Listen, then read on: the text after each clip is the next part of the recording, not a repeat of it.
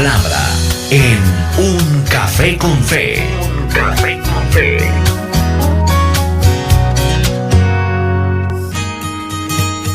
Aquí estamos ya dispuestos para disfrutar de la palabra de nuestro Dios en Un Café con Fe. Les recordamos que esta palabra queda alojada en nuestro portal en www.caminoestereo.com, que también queda en la plataforma YouTube. Buscas con la fecha Café con Fe. Es importante compartir la palabra, compártala con otros, escúchela nuevamente, imprégnese de la palabra de nuestro Dios. Es edificante cuando la palabra del Señor empieza a producir transformación en nosotros. Hoy vamos a hablar acerca de disciplina eclesial, disciplina en la iglesia, la disciplina de la iglesia, podríamos llamarlo de esa manera si quisiéramos titular estos minutos de mensaje. Y hay temas de los que uno siempre quisiera hablar porque son vitales para la salud de un lugar, de un organismo, de una familia. Por ejemplo, muchas veces, poniendo un ejemplo, las personas no quieren ir al médico, ¿verdad? Tenemos la tendencia a no ir al médico, no nos gusta ir al médico. Porque de pronto el médico dirá asuntos que tienen que ser revisados. Igual que en algunas familias, te darás cuenta que hay algunos temas que no se tocan. Que todo el mundo sabe que están ahí pendientes, pero no se tocan para mantener la paz. Pero si fuéramos al médico, por ejemplo, estaríamos en una condición más sana, porque tendríamos un conocimiento real de nuestra salud constantemente. Algo similar, estimado amigo, ocurre con el tema eclesial, con el tema de iglesia. En un sentido más amplio, cuando hablamos de disciplina de la iglesia, no pensemos en castigo, no pensemos en imposiciones, porque esa también es la tendencia. Y le hablo a los que asisten a una iglesia local, que es necesario asistir a una iglesia, congregarnos en una iglesia, recibir palabra en un lugar. Si estás escuchando este mensaje y no asistes a una iglesia porque tal vez no has decidido asistir, porque cuando vas a un lugar sale un listado de peros para no asistir a ese lugar, cuidado. Es necesario que como creyentes tengamos un lugar para asistir. Últimamente han salido también las famosas iglesias emergentes o las iglesias virtuales, pero te digo que esto no reemplazará al congregarnos físicamente con otros hermanos, al escuchar la palabra de primera mano, viendo al predicador, al pastor, a la persona que Dios ha puesto allí para guiar un rebaño, para guiar una grey, para administrar la obra del Señor, para ser cabeza de un ministerio puesto por el Señor y solamente para su gloria y para su honra. Eso no lo reemplaza absolutamente nada y es necesario enseñarlo. Podríamos decir que el que asiste a la iglesia, el que se integra a una comunidad de hermanos, empieza a crecer porque hace parte de un rebaño. Eso es especial. En ese sentido más amplio, cuando hablamos de disciplina, hablamos de formación. No hablemos de castigos, porque no se trata de esto. Y el Señor no impuso esto para hacer sentir mal a una persona, sino impuso esto para formar, para corregir. Por ejemplo, cuando estás en una congregación, en una iglesia, tiene que existir una disciplina formativa que forme a los creyentes de acuerdo a la palabra del Señor. Consiste esto en la enseñanza y el entrenamiento de los creyentes para que conozcan sus responsabilidades como creyentes, como cristianos, como miembros de una iglesia. Me refiero a que nosotros asistimos a una iglesia no solamente por asistir, no para que nos convirtamos en cristianos nominales, o cristianos de silla, o cristianos de domingo, y se acabó. No, tenemos que ir más allá, porque es en la iglesia donde encontramos esa palabra que nos ayuda a crecer, esa palabra que nos enseña responsabilidades como miembros de Cristo, como miembros de la iglesia, ese entrenamiento, esa disciplina en el Señor, la enseñanza de la palabra que se enseña en cada iglesia, es un antídoto adecuado para todas las formas de pecado. Proviene del Señor, que cuando asistes a una iglesia, cuando te congregas, cuando buscas al Señor, el solo hecho de ir a la iglesia hace que se empiece un proceso como de antídoto frente a las formas de pecado. Esa formación en la congregación, en la iglesia, quiero que entiendas esto, no impide el pecado, no lo va a impedir. El hecho de ir a la iglesia no quiere decir que te vas a librar del pecado, no. Debido a esa triste realidad, porque quisiéramos que fuera así, ¿verdad? Que por asistir a la iglesia y por involucrarnos en la iglesia empezáramos a ser libres de pecado y no tuviéramos pecado, pero no será así, puesto que tenemos una tendencia a pecar. Pero cuando observamos entre los creyentes, entre los cristianos, conductas pecaminosas, porque todos las tenemos, sistemáticamente o impenitentemente, si pudiéramos llamarlo así, es tiempo de una disciplina correctiva en la palabra, en la palabra. Es como ese proceso donde interviene la congregación, interviene la iglesia para guiar a un creyente a una nueva vida en Cristo.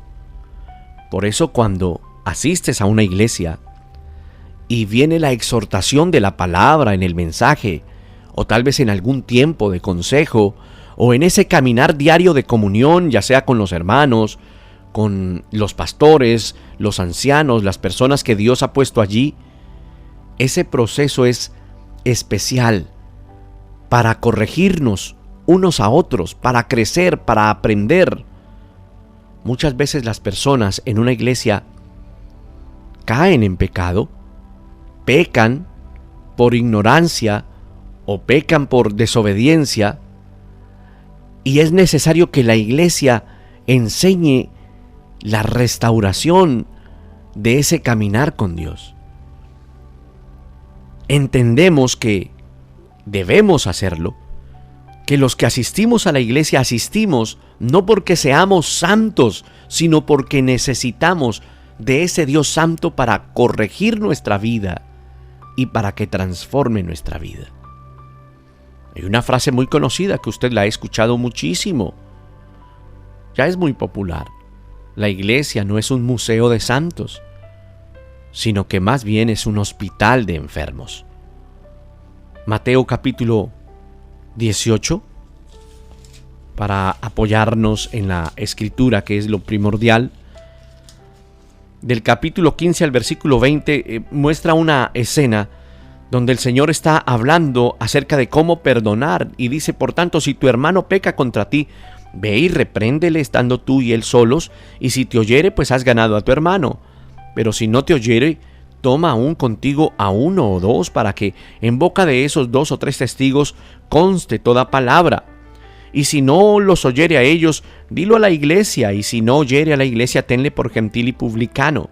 De cierto os digo que todo lo que atéis en la tierra será atado en el cielo, y todo lo que desatéis en la tierra será desatado en el cielo. Otra vez os digo que si 2 de vosotros se pusieren de acuerdo en la tierra acerca de cualquier cosa que pidieren, les será hecho por mi Padre que está en los cielos.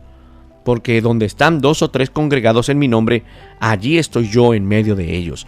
Ese texto está hablando de un proceso que tiene que existir en medio de los hermanos, en medio nuestro, de respeto, de amor, de comunión, de sinceridad, y todo eso lo aprendemos en la iglesia. La iglesia no solamente es un lugar para recibir palabra cada domingo. La iglesia va mucho más allá de esto. La iglesia es un lugar para crecer espiritualmente. La iglesia es un lugar para corregirnos también en todos nuestros actos o en nuestras tendencias. Por eso, si asistes a una iglesia local, no te dé temor abrir tu corazón frente a los pastores o a aquellas personas que están encargadas de velar por los creyentes. Esa es una bendición. Tanto así que en alguna ocasión el apóstol Pablo le escribe a la iglesia en Galacia, en Gálatas capítulo 6, verso 1, y les exhorta, les dice: hermanos, si alguien es sorprendido en alguna falta, hablando de pecado, ustedes que son espirituales, restáurenlo con un espíritu de mansedumbre. Mírense ustedes mismos, no sea que ustedes también sean tentados.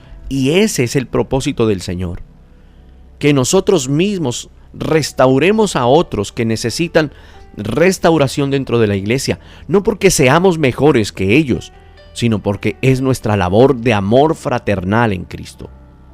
Por eso hablamos de una disciplina de la iglesia. Y si nombramos disciplina de la iglesia, pues tiene como fundamento el hecho de que el Señor disciplina a sus hijos, que es un principio.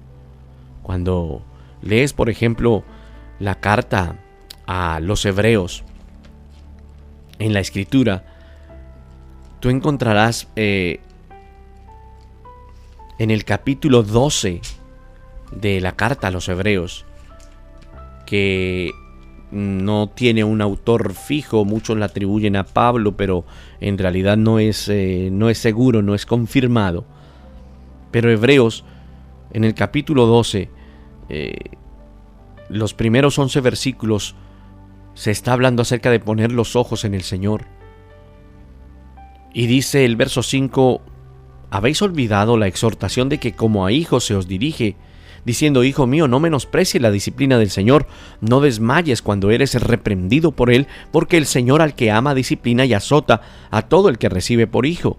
Esta palabra está diciendo que es necesaria la corrección de parte de Dios, que es necesario que usted y yo tengamos un espíritu manso cuando venga la reprensión, la exhortación, el llamado de atención de parte de Dios en alguna situación de nuestra vida, no porque quiera nuestro mal, sino porque, por el contrario, el Señor quiere nuestro crecimiento. Por eso usted y yo debemos ver la disciplina en la iglesia, la propia iglesia, como algo bueno. Por un lado, tenemos que ver la congregación, la iglesia donde asistimos, como una muestra de amor. Es decir, que el Señor permitió que se creara una congregación como una muestra de amor, porque el Señor no te iba a dejar sin lugar donde asistir, sin un pastor que velara por ti. Qué importante esto. Pero también, por el otro lado, es provecho de carácter espiritual el ser exhortado, el ser disciplinado, el ser formado en la iglesia. La disciplina, la formación, estimado amigo, es para nuestro bien. Nos ayuda. Hay un mandato en la Escritura a practicar disciplina delante de Dios. Hay un mandato en la Escritura en que debemos nosotros ser disciplinados primeramente por la palabra, pero también por la congregación, por la iglesia, por las personas que Dios ha puesto en autoridad espiritual. La palabra de Dios es clara. Cuando practicamos la disciplina en el Señor, no es algo opcional, no es que el Señor lo ponga como una opción, no, es un mandato. Y es un mandato porque el Señor Jesús se refiere a esto en el texto que leímos en Mateo. Y si tu hermano peca, ve y repréndelo a solas. Ese repréndelo está hablando acerca de hablar del tema y hacerle entender lo que ocurrió y lo que causó. El discípulo de Jesús tiene el mandato de ir donde su hermano que se encuentra en pecado y tiene que intervenir. No hacerlo con juicio, sino con amor, con el ánimo de restaurar. Y aquel que quizás ha desobedecido o ha pecado, el Señor también le ayudará a que vea con buenos ojos que se le quiere ayudar en el amor de Cristo. Por ejemplo, el apóstol Pablo reprende a los corintios en alguna ocasión porque había empezado a confrontar y había empezado a aplicar disciplina a una persona que permanecía en pecado, que permanecía en desobediencia en la iglesia de Corinto. Primera de Corintios capítulo 5, verso 5, dice que Pablo encuentra examinando la iglesia un caso de inmoralidad. Entonces Pablo, en esos versos, o en los primeros 13 versos, o todo el capítulo 5, está hablando de la necesidad de encontrar aquellas faltas, comunicarlas, hablarlas, para que las personas las entiendan. Pero aún encontrando reacciones adversas a esto, reacciones de no querer disciplinarse, Pablo, por ejemplo, dice: entreguen a ese tal, a Satanás, para la destrucción de su carne. Ese texto lo que está diciendo es: esta persona no ha entendido el tema espiritual, no ha entendido el principio espiritual. Déjenlo que quizás salga de la iglesia y al estar expuesto al propio enemigo, luego venga rendido porque no debió haberse ido, no debió haberse salido. Por eso entreguémoslo a Satanás.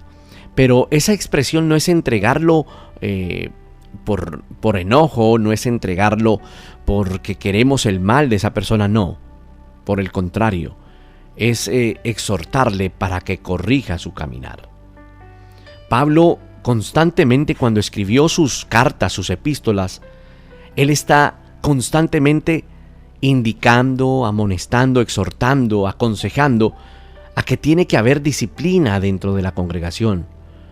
Hay un texto, por ejemplo, en Primera de Tesalonicenses 5:14, donde él dice: les exhortamos, hermanos, a que ustedes amonesten a los indisciplinados, a que animen a los que están desalentados, a que sostengan a aquellos que están débiles en la fe y a que sean pacientes. Mira el trabajo en una iglesia. Es necesario ser paciente, pero también es necesario ser firme. Y también es necesario tener el valor para hablarle a una persona cuando está mal, pero no hablarle con desamor, o no hablarle con enojo, sino con un espíritu apacible para que sea restaurado. Cuando hablo de espíritu apacible, no quiere decir que contemple su pecado, sino que le hables con firmeza, pero con el anhelo de que las personas sean restauradas en Cristo. Ese mandato a practicar esa disciplina la tenemos que entender todos, cada cristiano de manera individual. Decir: debo ser disciplinado en el Señor, debo ser disciplinado en la iglesia donde Dios me ha puesto. Y hay razones para hacerlo. Una de ellas es que es necesario debido a que el pecado tiende a enraizarse en nosotros. Entiende esto, que cuando estás en la iglesia no quiere decir que ya el pecado no te va a afectar, o no te va a amenazar, o no te va a tocar. Por el contrario, el pecado tiene la tendencia a enraizarse en el creyente. Romanos capítulo 7, del versículo 8 al 24, lo explica de una mejor manera. Pero para resaltar los dos primeros versos bíblicos, dice: pero el pecado, aprovechándose del mandamiento, produjo en mí toda clase de codicia, porque aparte de la ley, el pecado está muerto. En un tiempo yo vivía sin la ley, pero al venir el mandamiento, el pecado revivió y yo morí. Está hablando el apóstol Pablo de manera dramática sobre su lucha propia contra el pecado. ¿Sabes qué quiere decir esto? Que aún los hombres más prominentes, que aún los hombres más espirituales, más consagrados, con mayor conocimiento de las Escrituras, esos hombres también tienen una lucha con el pecado. Todo el mundo tiene una lucha diaria con el pecado. Por eso es necesario que en medio de esa lucha frente al pecado, nosotros podamos entender que tenemos que luchar contra ese pecado. Por eso Pablo, por ejemplo, resalta más adelante y dice: yo no hago el bien que deseo, sino el mal que no quiero, eso practico. Es una lucha cerrada, porque el pecado tiende a enraizarse. Así de fuerte y de profundo puede ser el pecado que permanece aún en nuestro corazón. Y esa condición, estimado amigo, implica que en ocasiones, como creyentes, necesitemos de la ayuda amorosa que tiene la disciplina de la iglesia. Escucha lo que dije, una ayuda amorosa. Y esa ayuda amorosa de esa disciplina es para dejar atrás prácticas pecaminosas en nuestra propia vida. Qué bendiciones cuando alguien de la iglesia o tu pastor te exhorta en realidad y te dice: mira, esto que estás haciendo no es correcto, no está bien. Y lo puedes entender. Por eso la Escritura, en el texto con el cual iniciamos el programa, Mateo 18, dice: es que si tu hermano peca, ve. Mira el mandato, ve. Algunos dicen: no me quiero meter en esto, no me quiero entrometer, y no lo hacen. Pero el mandato es ir. Por eso Pablo manda que si alguno es sorprendido en alguna falta, los otros que son espirituales, dice: vosotros que sois espirituales, restáurenle en un espíritu de mansedumbre. Querido amigo, es importante observar que tanto el Señor Jesús allá en Mateo 18, como Pablo en Gálatas 6, que lo leímos, asumen que el creyente puede pecar. Al ser creyente no estás exento de pecado. Al yo ser creyente y aún pastor no soy exento de pecar. De hecho pecaré. De hecho tú pecarás. Eso no debe sorprender a nadie. La naturaleza caída sigue presente. Es precisamente por esto que la disciplina en la iglesia se hace necesaria. Es una parte de la medicina que el Señor ha traído y que Dios utiliza para sanar a un pueblo enfermo por el pecado. Hebreos capítulo 12, ¿sabes qué dice? Dice que la disciplina es muestra de su amor. Es importante también porque la naturaleza del pecado en la vida del creyente es furtiva. Explíquese, pastor. Claro que sí, es furtiva, o sea, es disimulada. Quiere hacer todo al escondido. Esa naturaleza del pecado es furtiva, es engañosa, es disimulada, es sutil, es solapada. Quiere esconderse, no da la cara. Y eso ocurre en la vida del creyente. Ese pecado remanente, ese residuo que ha quedado ahí de pecado, no solo es profundo, es furtivo, es disimulado. Quiere esconderse siempre. De hecho, las tinieblas hacen eso.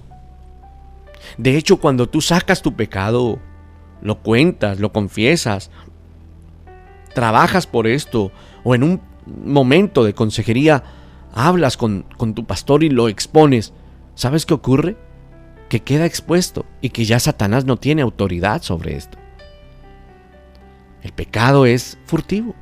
Apréndete esa palabra, es furtivo. Señor, quita ese pecado furtivo que en mí, quita esa tendencia de un pecado furtivo que quiere disimular dentro de mí. Esa tiene que ser nuestra oración. Y ese término hace referencia a esa tendencia que tenemos como pecadores. Por diversas razones.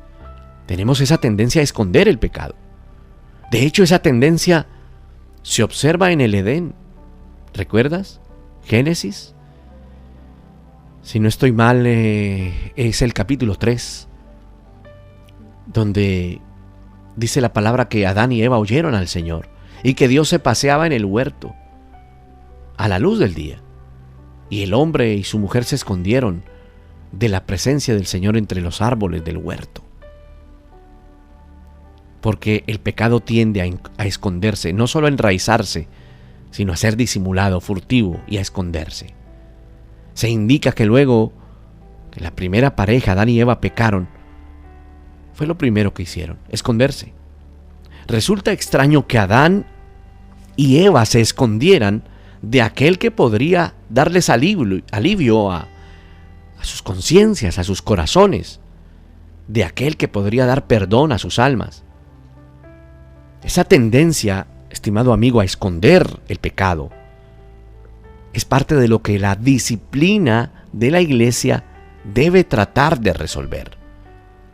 Muchos creyentes no dejan su pecado, a menos que se les señale, y eso es importante.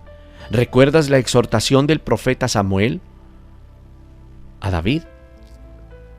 De hecho, muchos creyentes ni siquiera ven su pecado a menos que otros se lo muestren. Dios sabe esto, y por dicha razón deja instrucciones específicas para que en la iglesia nadie peque con impunidad. Para que nadie peque con impunidad. Para eso está la iglesia.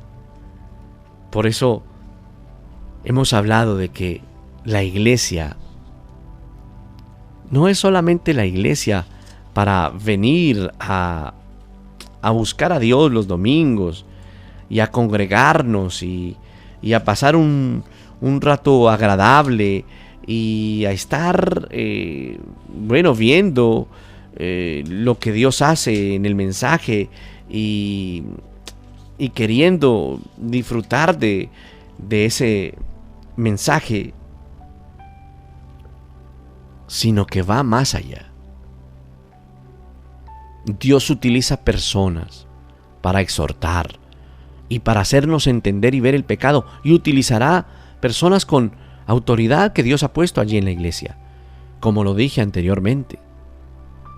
Cuando David fue exhortado por el profeta Natán, no fue el profeta Samuel, fue el profeta Natán, que le exhortó, que le mostró, que le hizo entender, porque el pecado tiene la tendencia a esconderse.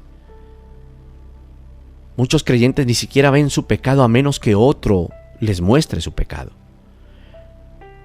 Muchos creyentes empiezan a descubrir su tendencia pecaminosa cuando escuchan la predicación de la palabra de Dios. Y al escuchar la predicación de la palabra de Dios quieren abrir su corazón.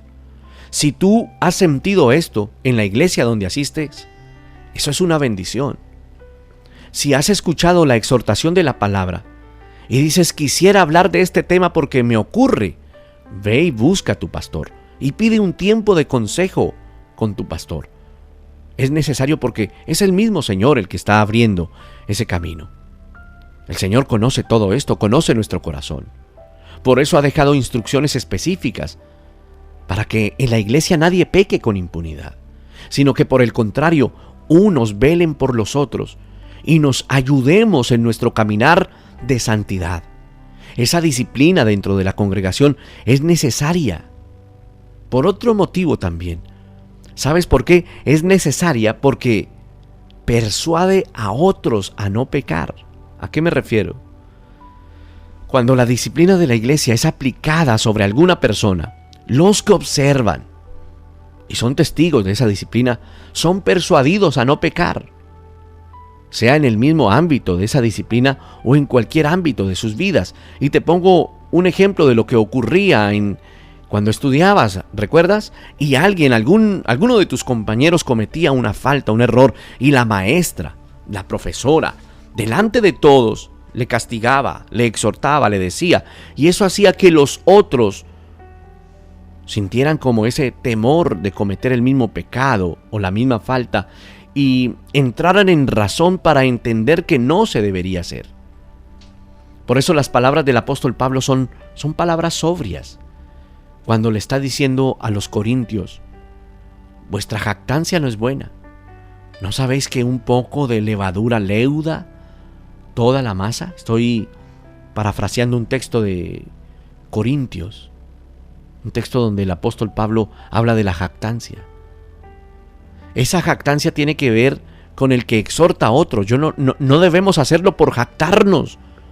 Debemos hacerlo porque amamos y conscientes que nosotros mismos también podemos caer en ese tipo de pecados.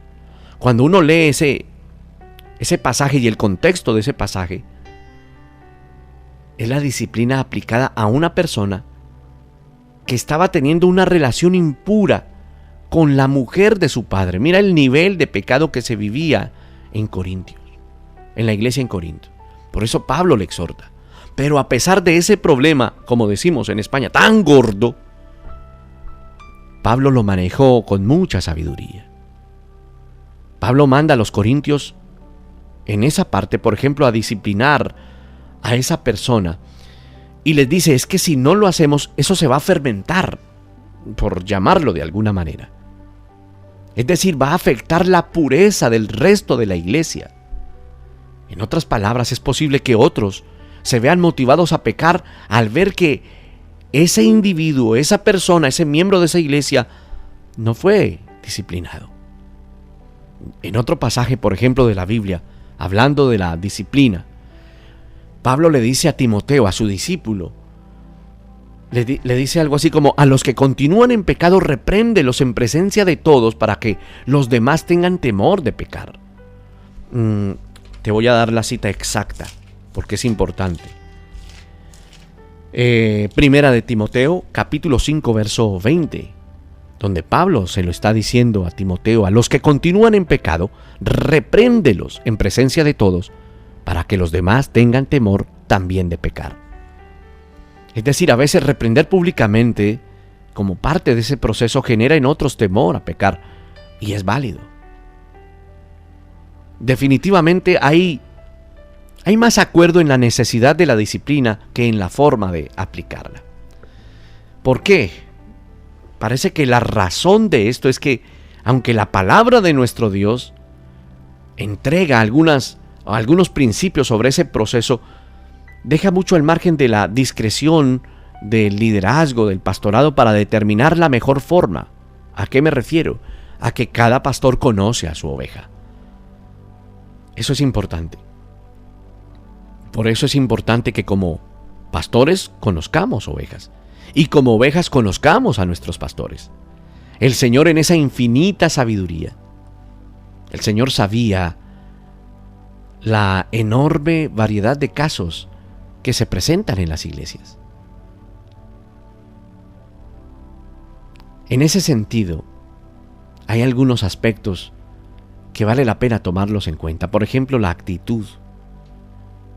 El pecado del otro me debe doler cuando yo lo confronto. El pecado de algún miembro de la iglesia, algún hermano tuyo, te debe doler a ti, porque tú no quieres el mal para esa persona. El hermano que peca es parte del cuerpo de Cristo, y la condición debe producir esa tristeza cuando alguien es sorprendido. Por eso dice Gálatas: cuando alguien es sorprendido en alguna falta, vosotros que sois espirituales, restauradle con un espíritu de mansedumbre. Mansedumbre y humildad, todos debemos tenerlo. Esa combinación de la mansedumbre y de la humildad suponen que el pecador siente que al que confronta lo está haciendo con amor y lo ve como su hermano y no como un juez. Esto es muy importante. Alguien está por él, no contra él. Entenderá que alguien le ama, no que quiere su mal. El pecado del humano es como un gatillo, ¿verdad?, del proceso de disciplina. Si tu hermano peca, ve y repréndele. Parece que ese pasaje manda a confrontar el pecado del hermano, del creyente, de los hermanos en Cristo. La realidad es que si el pasaje es aplicado de esa forma, nosotros como iglesia nos convertiremos en personas que crecen espiritualmente. Pero cuando se hace con amor, hagámoslo a la luz de la palabra de Dios, con fidelidad a lo que dice la Escritura, con unidad, amor al compañerismo, a la hermandad, y con pureza, sabiendo que eso mismo que exhortamos nos exhorta a nosotros mismos para que nos guardemos. Otro punto importante es: guardemos esa comunión, es decir, guardemos la santidad del otro, guardemos a el creyente que asiste a la iglesia, con ese que tal vez casi nunca te hablas con esa persona en la iglesia, por diferentes motivos, porque se hace en otro lugar, porque en una iglesia todos no se conocen a fondo, sino en la medida en que caminamos, y esto tomará un tiempo. Pero el solo hecho de verle congregar hace que podamos amarle con un corazón sincero. Hay tantas situaciones que deben ser corregidas en nuestra propia vida, pero eso era lo que queríamos enseñar hoy, que dentro de la iglesia podemos ser también tratados, transformados, que dentro de la iglesia también está ese proceso de transformación en nuestra vida que es necesario desarrollar. Si has sido exhortado en la iglesia, anímate. No te desanimes frente a esto. Si crees que debes ser exhortado por algo o debes exponer algo, ve y busca a tu pastor y háblale. Si crees que alguien está en peligro, ve y búscale y ayúdale. Y abrázalo con amor, pero haciéndole entender la verdad de la Escritura. ¿Estaría errado abrazarle con amor, pero no exhortarle? Ayuda o ayudémonos unos a otros. Es el principio, es lo que el Señor quiere. Igual las iglesias jamás serán perfectas, pero sí podemos caminar juntos, buscando la integridad y buscando la santidad y el crecimiento espiritual. Amado Señor, te damos gracias hoy por tu misericordia, por tu fidelidad. Ayúdanos a ser hombres y mujeres maduros en la iglesia donde nos has puesto. Ayúdanos a tener amor, compasión. Ayúdanos, Señor, a ver todo lo que ocurre como un mensaje para nosotros mismos. Señor, guarda las iglesias, guarda a los hermanos, los miembros que asisten a una iglesia necesitados de ti. Señor, despierta a la iglesia para que camine en tu orden, en lo que tú quieres. Ayúdanos a entender. Quita de nosotros, oh Dios, por favor, el orgullo. Quita de nosotros cualquier tipo de máscara que querramos ponernos para aparentar algo que no somos. Por favor, a través de tu Espíritu Santo, ayúdanos a ser honestos, a ser sinceros, a ser íntegros delante de tu presencia. Por eso, te agradecemos hoy con un corazón rendido a ti, creyendo que tú eres bueno y especial para nosotros. En el nombre de Jesús. Amén.